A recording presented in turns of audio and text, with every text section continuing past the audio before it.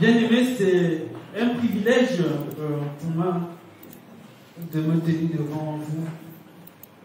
J'ai envie de dire qui suis-je pour parler de la part du Seigneur, mais ce matin, le Seigneur nous donne ce privilège. Et il veut que nous partagions sur sa fidélité. La fidélité de Dieu. La fidélité, même dans les difficultés, bien-aimés.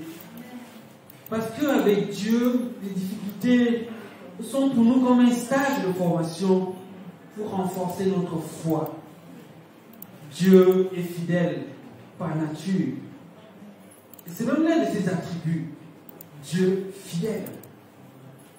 Alors, bien-aimés, si nous voulons bénéficier de cette fidélité, si nous voulons que cette fidélité se mette en action, bien-aimés, en notre faveur, nous devons faire preuve de confiance à Dieu. Nous devons, bien aimés, faire confiance à Dieu. Ce qui reviendrait à dire que nous devons croire que Dieu réalise toujours ce qu'il a promis. Même si parfois nous pouvons vivre le contraire, même si parfois les événements autour de nous peuvent nous amener à ressentir le contraire. La fidélité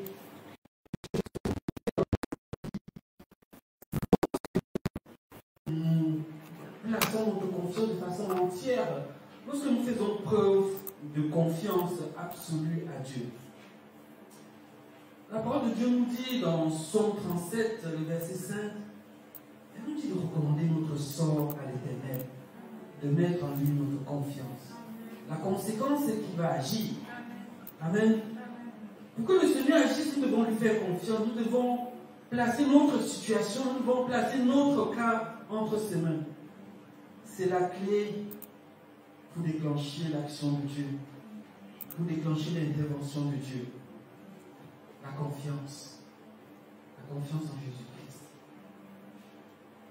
Toujours dans le livre de Psaume, au chapitre 55, le verset 22, nous dit ceci: remets ton sort à l'Éternel et il te soutiendra. Remets ton sort à l'Éternel et il te soutiendra. Et ce matin, j'imagine que beaucoup parmi nous sont prêts à remettre leur situation à l'Éternel. Amen. Je prie que quelqu'un soit prompt ce matin à remettre sa situation entre les mains du Seigneur et de croire véritablement que le Seigneur agit. Parce que notre Dieu, nous dit la parole de Dieu dans Jérémie au chapitre 1, le verset 12 nous dit qu'il est derrière sa parole pour l'accomplir. Bien-aimé, ce matin que le Seigneur rappelle à quelqu'un sa fidélité. Que le Seigneur rappelle à quelqu'un que lui, Dieu, est fidèle. Et que cette fidélité ne dépend pas du temps qu'il fait, ni des événements qui se déroulent. Il est fidèle il est fidèle contre tout ce qui peut se passer. Il reste fidèle. Amen. Et pour voir plus en détail cette fidélité de Dieu, nous allons nous pencher dans le livre de Actes, le chapitre 16. Notre frère l'a rappelé tout à l'heure, l'histoire de Paul et de Silas. La parole de Dieu nous dit, dès le chapitre 15, vers la fin, le verset 40 et 41, que Paul partit avec Silas et l'objectif c'était de fortifier les églises, les assemblées en Christ que le Seigneur a gagné grâce au travers du ministère de Paul. Nous apprenons dès les premiers versets du chapitre 16 qu'ils se sont arrêtés dans deux villes, Derbe et Lystre, où ils ont pris Timothée avec eux. Ils ont poursuivi leur chemin, encourageant les églises dans les villes qu'ils traversaient. Le verset 5 nous dit, les églises se fortifiaient dans la foi et le nombre augmentait de jour en jour. Alléluia. Amen. Les églises se fortifiaient dans la foi. Le travail se faisait de l'intérieur d'abord. C'était de l'intérieur que la croissance se faisait. La foi augmentait et de façon naturelle, le nombre augmentait.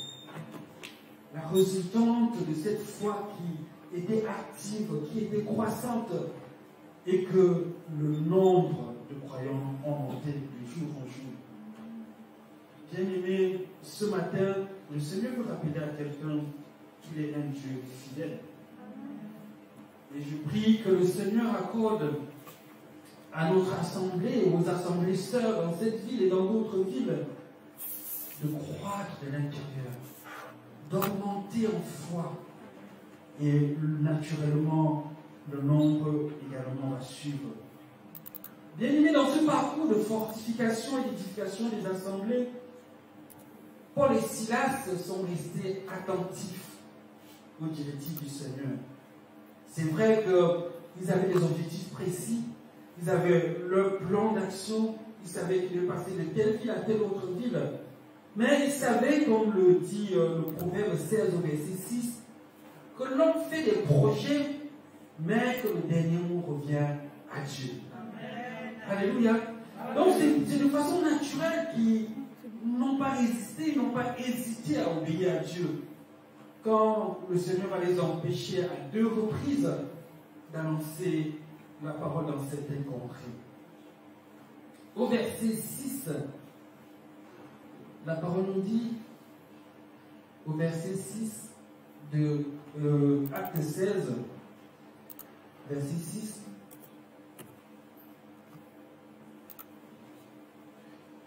ayant été empêchés par le Saint-Esprit d'annoncer la parole dans l'Asie, ils traversèrent la Phrygie et le pays des Galaties.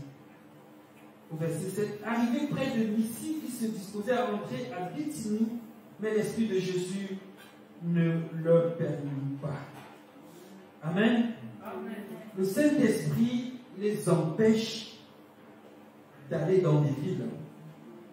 Et nous pouvons dire qu'il faut une proximité étroite avec le Seigneur pour pouvoir entendre le Saint-Esprit nous parler. Bien-aimés, je prie que ce soit le cas pour toi et moi ce matin, que le Seigneur nous rapproche davantage de lui et qu'il exerce nos oreilles, j'ai envie de dire les yeux de notre cœur, à reconnaître sa voix et à l'entendre parler. Donc je disais qu'il faut aussi une proximité très étroite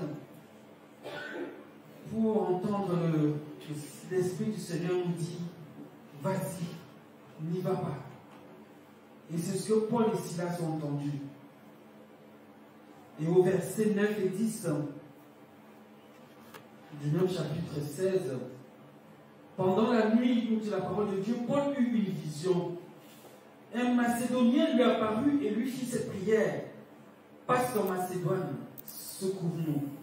Après cette vision de Paul, nous cherchâmes aussitôt à nous rendre en Macédoine, comprenant que le Seigneur nous appelle à lui annoncer la bonne nouvelle. Amen. Ils ont compris donc que Dieu veut qu'ils passent, qu'ils aillent en Macédoine.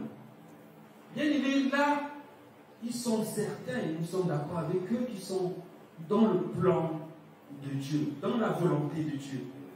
Cette volonté, elle est claire, l'objectif est net, aller en Macédoine. Ils doivent s'y rendre. Le Seigneur les y encourage.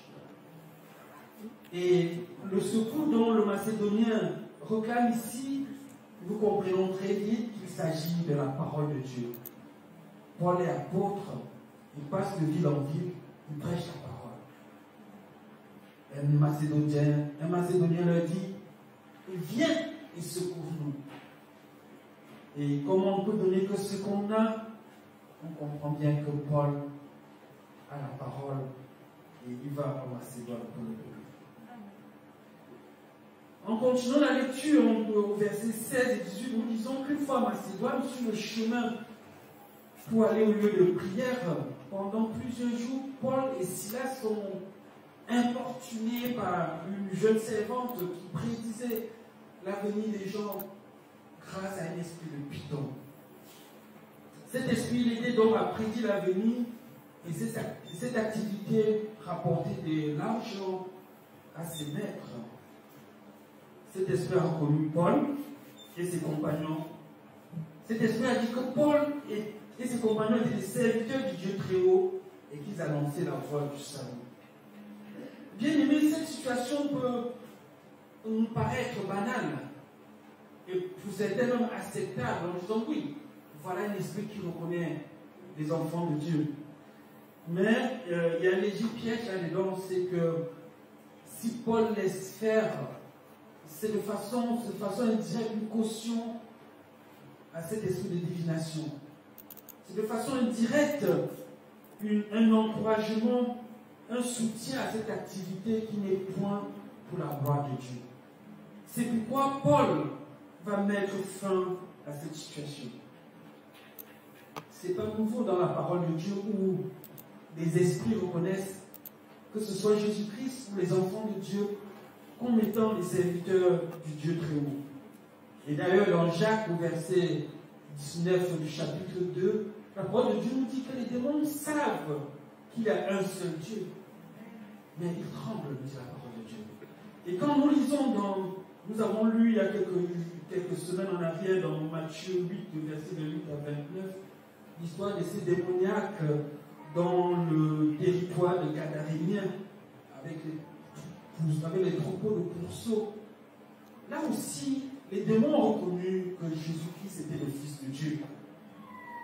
Et même dans Luc au chapitre 4, verset 41, on parle des démons qui sortis de beaucoup de personnes en criant et en disant, parlant de Jésus-Christ, tu es le Fils de Dieu.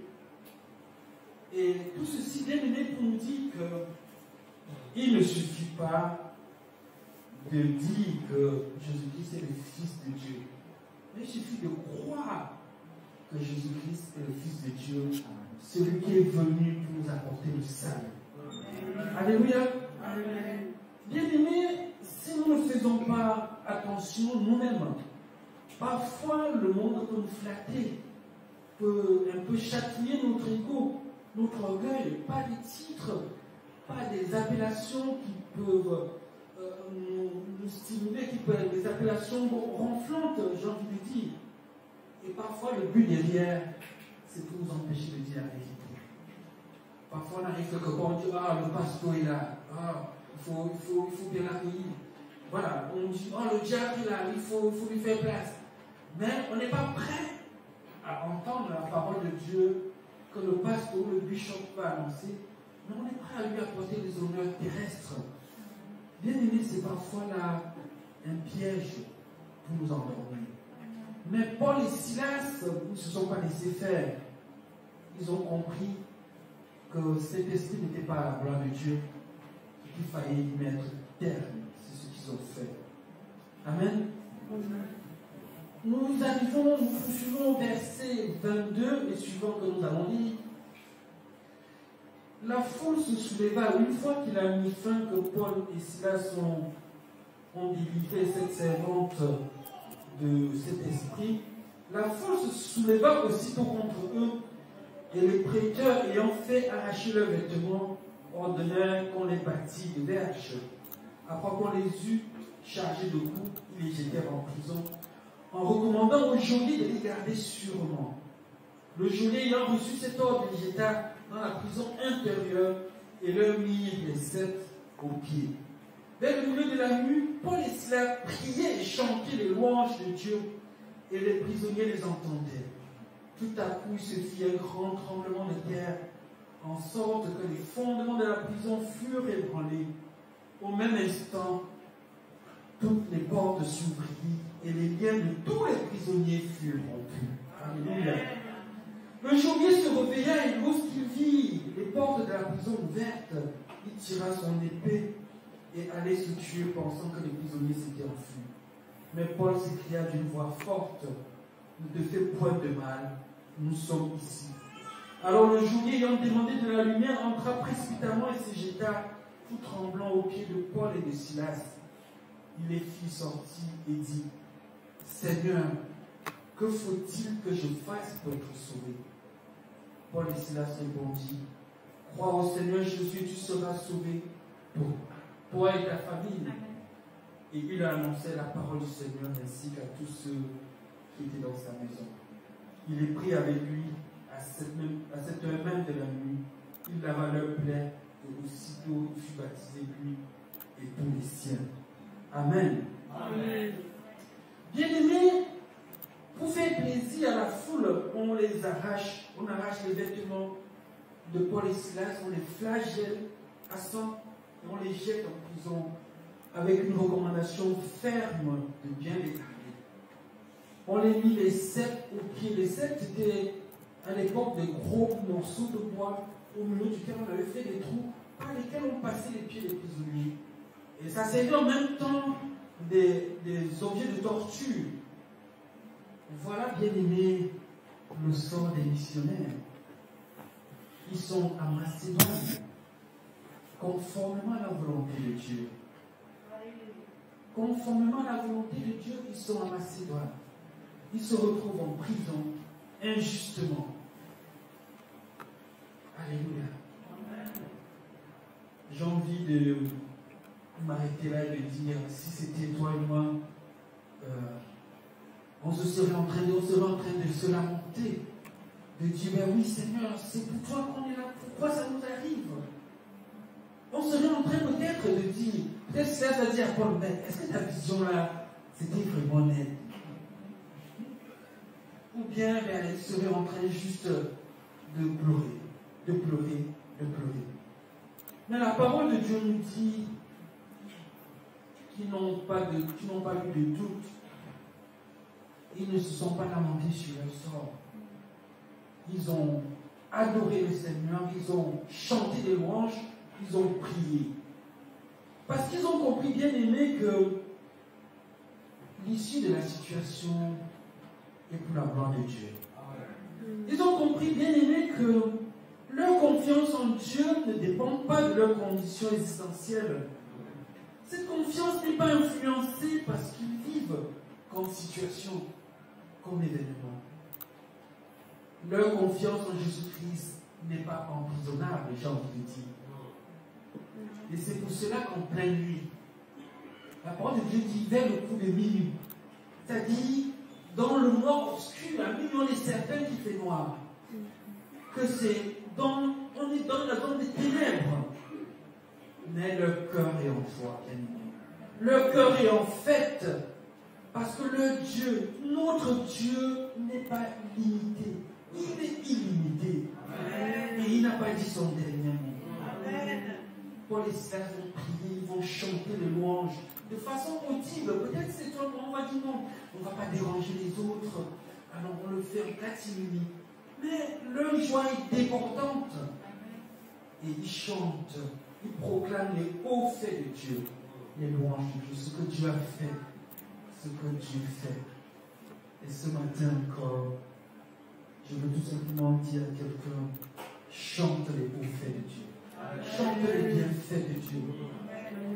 Parce que Dieu est fidèle. Dieu est fidèle. Même si nous traversons des situations difficiles, sa fidélité ne change pas bien. Donc c'est tout naturellement que Dieu honore sa parole. Et que sa présence devient manifeste. On est en train de chanter sa louange. On est en train de lui adresser des prières. C'est naturellement qu'il va descendre. Et quand il descend, l'atmosphère change. Les miracles s'opèrent, bien-aimés. Alors les chaînes tombent, les verrous sautent, bien-aimés. La liberté est à portée de main. Oui, ce matin, je ne sais pas dans quelle situation tu es. Je ne sais pas dans quelle situation tu es en train de traverser. Peut-être toi aussi tu es dans une prison. Dans une prison pas toujours physique. Peut-être ta situation tu la trouves injuste. Peut-être qu'elle est injuste à plusieurs manières. Peut-être c'est une maladie. Peut-être c'est un chômage qui dure. Peut-être c'est un rejet à des situations qui n'évoluent pas. Un refus. Un échec. Une frustration. Que sais-je encore? Mais ce matin, bien-aimé, le Seigneur veut te dire, le Seigneur veut nous dire qu'il n'a pas changé. Et que sa fidélité est là, disponible, prêt à récompenser notre foi. Oui. Est-ce que c'est parce que tu connais des échecs que ta foi échoue? Est-ce que parce que tu es malade, cela veut dire que ta foi est malade? Est-ce que parce que tes dossiers sont bloqués, tes affaires n'avancent pas? Est-ce que ça veut dire que notre Dieu est incapable? Es-tu prêt à attendre le temps de Dieu dans la fidélité à Dieu? Es-tu prêt à attendre l'intervention de Dieu dans la louange et la prière? Parce que quand Dieu va intervenir, ta guérison sera l'occasion d'amener quelqu'un à croire autour de toi.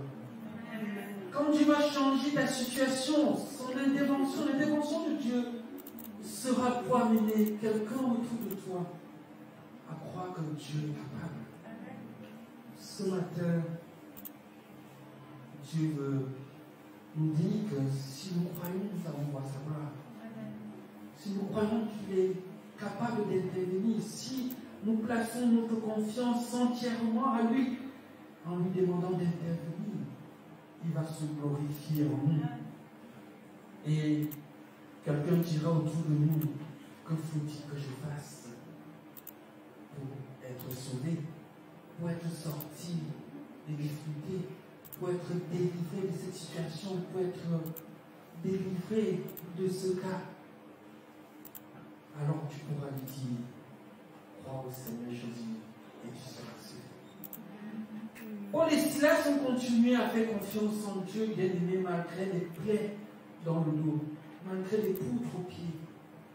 Ils ont chanté des louanges, ils ont prié. Et la finalité, c'est que les portes des prisons sont ouvertes par un tremblement de terre. Et mieux que les portes de prison ouvertes, le geôlier demande comment être sauvé. Est-ce que nous croyons que notre Dieu est capable? Est-ce que nous croyons que notre Dieu est capable? Est-ce que nous croyons que notre Dieu peut intervenir? Est-ce que nous sommes prêts à appeler Dieu à intervenir? C'est tout ce qu'il attend de nous ce matin. Que nous lui faisons confiance. Que faut-il que je fasse pour être sauvé? Bien-aimé, c'est le cri de quelqu'un qui reconnaît que ce qui vient de se passer porte le sceau de Dieu. Il n'est plus juste un journée. Il a compris que le tremblement de terre qui vient de se passer est un événement en faveur de Paul et Silas. C'est un événement divin. Et ma prière ce matin pour toi et moi est que partout où nous connaissons les difficultés, que nous gardons la foi et que nous nous attendons à l'intervention de Dieu. Et comme ce geôlier que nous amenons les uns et les autres autour de nous qui ne connaissent pas Dieu à croire que le salut se fait par Jésus-Christ, notre Sauveur. Une fois sortis de prison, Paul et Silas ont continué à annoncer la bonne nouvelle du salut. Ce matin, le Seigneur veut tout simplement te dire, le Seigneur veut me dire ce matin que chacune des situations que nous traversons de façon difficile est pour la gloire de Dieu. Si nous maintenant notre confiance en Dieu. Seulement regardons à Dieu, seulement chantons des louanges parce que notre Dieu agit encore. Celui qui cesse de reconnaître, de chanter le louange de Dieu, d'une façon directe, de dire à Dieu, je ne vois plus ce que tu fais. Alors que celui qui proclame le haut fait de Dieu, dit à Dieu, oui, tu agis encore, je le vois. Et de façon indirecte, c'est une façon de dire à Dieu, je sais que tu vas être. Alors, quelle que soit notre situation bien-aimée, ne nous appliquons pas sur notre sort. Présentons-le à Dieu avec confiance. La parole de Dieu nous dit, par des prières, des actions de grâce, faisons connaître à Dieu ce qui nous dérange, ce qui nous embête, ce qui nous emprisonne. Faisons-le connaître à Dieu. Dieu est fidèle et veut récompenser la foi de quelqu'un. C'est là le message que Dieu a prévu pour toi et moi ce matin. Gardons la foi. Quel que soit ce qui se passe autour de nous, quelles que soient les situations difficiles que nous traversons, même dans le plan de Dieu, nous pouvons connaître les difficultés. Seulement, gardons la foi. Amen. Amen. Amen. Je vais inviter la chorale et on va prier. On va baisser la tête et on va s'adresser à Dieu. Peut-être que ce matin, tu te poses la question de dire, que faut-il faire pour être sauvé? Peut-être pas joli, mais cette question te revient. Que faut-il faire pour être sauvé? Ce matin, le Seigneur veut t'apporter une réponse. On va baisser la tête bien mignon, on va prier. Si cette question de tarot de l'esprit, tout simplement tu lèves la main et ensemble on va prier. Que faut-il faire pour être sauvé? Si c'est ta préoccupation ce matin, Jésus-Christ est là. Jésus-Christ est la solution. Celui qui a pris à la croix le châtiment qui était nôtre. Celui qui a donné sa vie pour que nous ayons la vie. Toi et moi, nous étions condamnés. La sentence était maladie, stérilité, mort.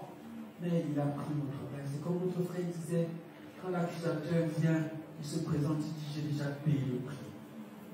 Et ce matin, le Seigneur veut tout simplement que nous plaçons notre confiance en lui. Peut-être que tu traverses une difficulté particulière où tu as besoin d'être fortifié, tu as besoin d'être soutenu. Tout simplement, tu vas lever la main et aussi on va prier. Oui, Seigneur, je veux te bénir, Seigneur, parce que tu es celui qui prend soin de tes enfants. Tu es celui, Seigneur, qui a payé le prix pour que nous soyons réconciliés avec le Père. Mais aussi, Seigneur, tu as pris sur toi le châtiment qui était nôtre. Et ce matin, tu nous donnes libre accès à toi, Seigneur. Nous venons, Seigneur, je viens en compagnie de mes frères et mes soeurs, Seigneur, qui te sollicitent parce qu'ils ont besoin, Seigneur, que tu fortifies leur foi. Ils ont besoin, Seigneur, que tu les soutiennes. Tu connais leur combat, Jésus-Christ. Tu connais leur situation. Et ce matin, c'est vers toi tout le regard. Éclaire, Seigneur, le visage, Seigneur. Donne-leur le visage d'être rayonnant de joie. Donne-leur, Seigneur Jésus-Christ, d'espérer jusqu'à ce que tu interviennes. Soutiens, Seigneur Jésus-Christ, leur foi. Ne laisse pas, Seigneur, les circonstances prendre le dessus. Ne laisse pas les événements, Seigneur, les détourner, Seigneur, de ce que tu es, la solution. Merci encore, Seigneur Jésus, de ce que tu nous nourris et de ce que tu nous appelles à persévérer. Que la gloire te revienne. Au nom de Jésus-Christ. Amen. Amen. Oh,